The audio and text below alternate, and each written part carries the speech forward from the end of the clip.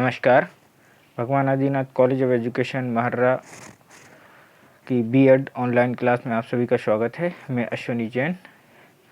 आज का विषय गणित शिक्षण और आज का टॉपिक लेके आया हूँ अच्छे परीक्षण की कसौटियाँ या अच्छे परीक्षण की विशेषताएं। अच्छे परीक्षण की विशेषताओं को हम दो प्रकार से क्लासिफाई कर सकते हैं। एक तो उनकी व्यावहारिक विशेषताएं, दूसरा तकनीकी विशेषताएं। व्यवहारिक विशेषताएं यानी practical criteria of qualities of good test and the technical criteria of quality of good test. इसमें हम देखेंगे आज हम अच्छे परीक्षण की practical criteria of good test देखेंगे। अच्छे परीक्षण की व्यवहारिक कसौटियाँ। अच्छे परीक्षण की व्यवहारिक कसौटी में सबसे पहले हम देखते हैं कि जो अच्छा परीक्षण होता है वह उद्देश्यपूर्ण होता है।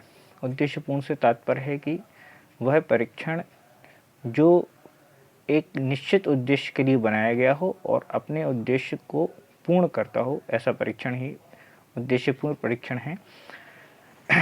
उदाहरण के लिए हम यदि ये माने कि यदि कोई परीक्षण हमने एक निश्चित उद्देश्य, जैसे हमने कहें कि हम ये देखना है कि बच्चे में कितनी योग्यता है, योग्यता मापन के लिए या उपलब्धि मापने के लिए हमने कोई परीक्षण तैयार किया है, तो बच्चे की वास्तविक उपलब्धि का वो मापन कर रहा है कि नहीं कर रहा है। यदि करता है तो वह परीक्षण उद्देश्यपूर्ण परीक्षण है। दूसरी बात करें कॉस्ट ऑफ टेस्ट पेपर। उस पेपर का मूल्य कितना है, यानी कि वह मितव्ययी है कि नहीं है।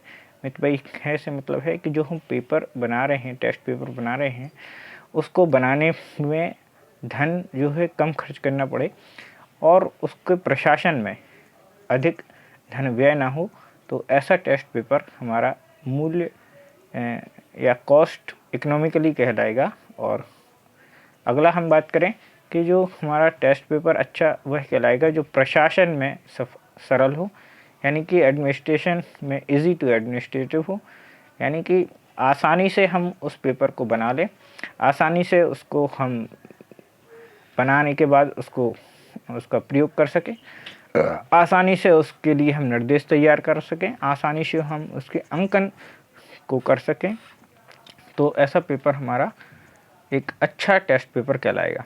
उसके बाद हम बात करते हैं टाइम, यानी कि टेस्ट पेपर वही अच्छा होगा जो अपने निर्धारित समय में अपने पूर्ण किया जा सके, यानी कि कोई टेस्ट पेपर के लिए जो हमने समय निर्धारित किया है उस निर्धारित समय में लगभग सभी बच्चे अपना पेपर कर लें, तो ऐसा टेस्ट पेपर हम कहेंगे कि टाइम में पूर्ण होने वाला है, टाइम कंज्यूमिंग है।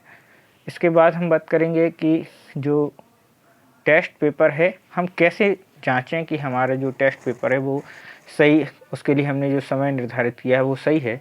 इसके लिए एक तरीका है, उन्होंने ये कहा है कि जो टेस्ट पेपर हम तैयार करते हैं तो इसके लिए एक डेमो उसका किया जाए, और उस डेमो में जो जिस समूह पे हमने डेमो अप्लाई किया है उस टेस्ट पेपर का, उसमें यदि 10% बच्चे उस टाइम पीरियड में उस टेस्ट पेपर को कर लेते हैं तो दैट मीन उसका मतलब है कि वह टेस्ट अपने जो उसके लिए समय निर्धारित किया है वह समय उसके लिए सही है। उसके बाद बात करते हैं कि जो टेस्ट पेपर अच्छा वह होगा जिसकी हम व्याख्या आसानी से कर सकें। जिसकी व्याख्या आसानी से करने का तात्पर्य है कि जो अंक बच्चों को उस टेस्ट पेपर को करने पर मिले हैं, एक टीचर उस अंकों का सही रूप से एक्सप्लेन कर सके कि आपके लिए अंक ये क्यों मिले हैं, तो हम ये कह सकते हैं कि ये टेस्ट पेपर सही अच्छा है।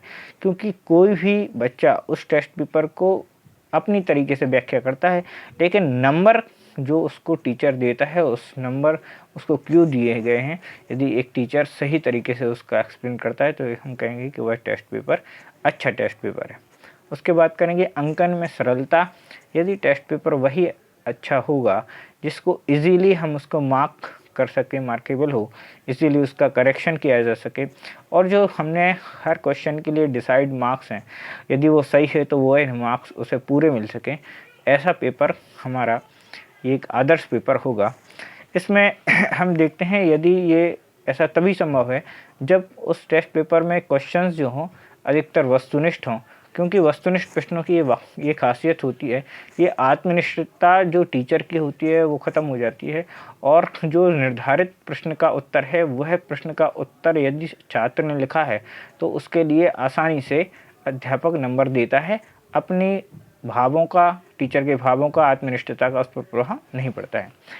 तीसरी अगली अंतिम बात करें कि जो टेस्ट पेपर हो वो स्वीकारता उसकी हो।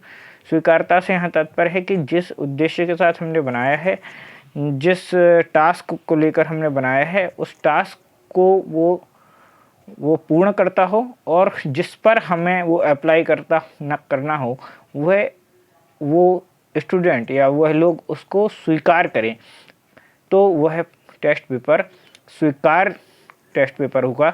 जैसे हम बात करें कि कोई टेस्ट पेपर हमने बच्चों पे अप्लाई किया और वो उन बच्चों के समूह में से 50% बच्चे कह रहे हैं कि ये टेस्ट पेपर में जो क्वेश्चन आउट ऑफ सिलेबस है, तो वह टेस्ट पेपर स्वीकार टेस्ट पेपर नहीं कहा जाएगा, और उस टेस्ट पेपर को हम एक अच्छा टेस्ट पेपर नहीं कहेंगे। इसका तात्पर्य है कि स्वीकार टेस्ट पेपर वह टेस्ट पेपर होगा जिस पर हमें वो टेस्ट पेपर अप्लाई करना है वो यह माने कि हाँ, ये टेस्ट पेपर सही है और हम उस टेस्ट पेपर को कर सकते हैं, या हम उसमें जो विषय वस्तु है वो हमारे पाठ्यक्रम के अनुरूप है, तो हम उस टेस्ट पेपर का स्वीकार टेस्ट पेपर करेंगे। इस प्रकार हम देखते हैं कि जो अच्छा टेस्ट पेपर की व्यवहारिक कसौटी में वह आदर्शपूर्ण हो, वो उसका कॉस्ट उसकी कम हो, प्रशासन में सरल हो, समय के अनुरूप हो, व्याख्या करने में सरल हो, अंकन करने में सरल हो और स्वीकार हो।